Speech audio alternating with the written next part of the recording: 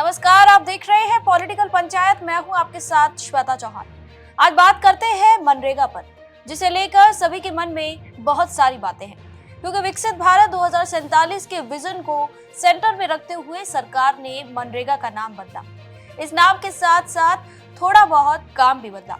इस पर विपक्ष कहां चुप रहने वाली थी। मजबूत है तो सवाल पूछेगी और पूछ भी रही है। कांग्रेस के अध्यक्ष मल्लिकार्जुन खड़गे कह रहे हैं कि मनरेगा सिर्फ एक योजना नहीं बल्कि संविधान द्वारा दिया गया काम का अधिकार है।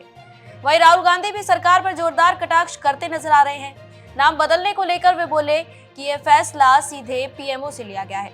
संबंधित मंत्री से कोई चर्चा नहीं की गई। ये संघीय ढांचे पर हमला है। राहुल गांधी का कहना है कि मनरेगा को कमजोर करने का मकसद गरीबों से पैसा छीनकर बड़े उद्योगपतियों को फायदा पहुंचाना है।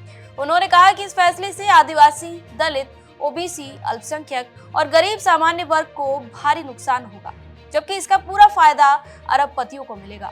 इन सभी बातों को पढ़ने सुनने के बाद समझ में यही आता है कि सवाल केवल एक है कि आखिर मनरेगा में क्या क्या बदलाव हुए हैं, जिसे लेकर लोगों के मन में उलझने हैं। तो चलिए इस पर विस्तार से बात करते हैं। जिसे पहले हम महात्मा गांधी राष्ट्रीय ग्रामीण रोजगार गारंटी अधिनियम यानी मनरेगा कहते थे, वह अब विकसित भारत गारंटी फॉर रोजगार एंड आजीविका मिशन ग्रामीण बन गया है। शॉर्ट फॉर्म में कहें तो VBG रामजी। मोटे तौर पर बदलाव ये हुआ है कि अब इसका सारा खर्चा केंद्र सरकार नहीं उठाएगी, पर यह खर्चा 50-50 ना होकर 60-40 है, यानी आधे से 10% ज्यादा केंद्र सरकार के हवाले और बाकी बचा हुआ राज्य सरकार की झोली में। पर केंद्र शासित प्रदेश के मामले में यह खर्च 90:10 का रखा गया है, यानी 10% यूटीज के हवाले और 90% खर्च केंद्र पर। अब इसके काम की बात करते हैं। पहले इसके तहत 100 दिन का रोजगार दिया जाता था, तो अब इसे बढ़ाकर 125 दिन कर दिया गया है, यानी काम के दिन बढ़े हैं पर कुछ शर्तों के साथ। ऐसा इसलिए कि यह काम पहले मांग आधारित था, यानी अगर मजदूर काम मांगे तो सरकार को काम देना ही होगा। पर अब यह 125 दिन का रोजगार मांग पर नहीं बल्कि नॉर्मेटिव एलोकेशन पर निर्भर करेगा, जिसका सरल भाषा में मतलब है कि काम उतना ही मिलेगा जितना बजट में पहले से आवंटित किया गया है।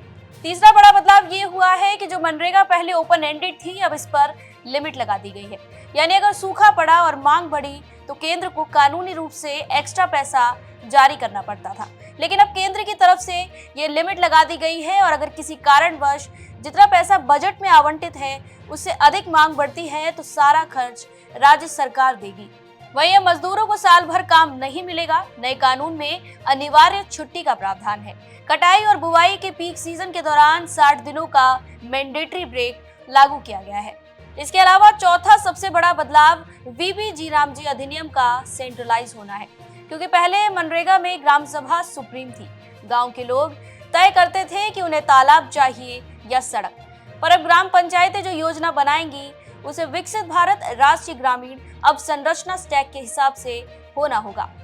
स्टैक की बात करें तो यह स्टैक 4 क्षेत्रों पर फोकस करता है: जल सुरक्षा, कोर इंफ्रास्ट्रक्चर, आजीविका और जलवायु। सबसे जरूरी बात कि सभी योजनाओं को PM गति शक्ति के GIS प्लेटफॉर्म से मैप करना मैंडेटरी होगा। पांचवा बड़ा बदलाव ये है कि पहले हाजिरी रजिस्टर पर लगाई जाती थी और अब हाजिरी से जुड़ा फर्जीवाड़ा रोकने के लिए बायोमेट्रिक्स और AI का इस्तेमाल किया जाएगा। अब एक और सवाल ये है कि अगर काम नहीं मिला तो भत्ता मिलेगा या फिर नहीं। तो इसका जवाब है कि भत्ता तो मिलेगा, पर ये राज्य सरकारों पर दोहरी मार जैसा होगा। पहले 15 दिन में काम न मिलने पर भत्ता राज्य देते थे, पर अब नियम के हिसाब से काम देने पर भी 40% पैसा राज्य देगा और काम ना मिलने पर भी भत्ते का भार राज्यों के ऊपर है।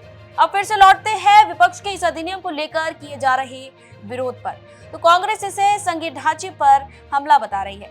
विपक्ष का एक तरह से ये तर्क जायज लगता है, क्योंकि केंद्र सरकार अधिनियम में काम का बंटवारा खर्च के मामले में तो राज्यों पर कर रही है, लेकिन काम कब दिया जाएगा और किस में दिया जाएगा इसका फैसला उसने अपने हाथ में लिया है। एक्सपर्ट्स कह रहे हैं कि अब ये सरकार की एक आम सी योजना के समान है, क्योंकि इस पर से मांग के हिसाब से रोजगार की शर्त हटा ली गई है।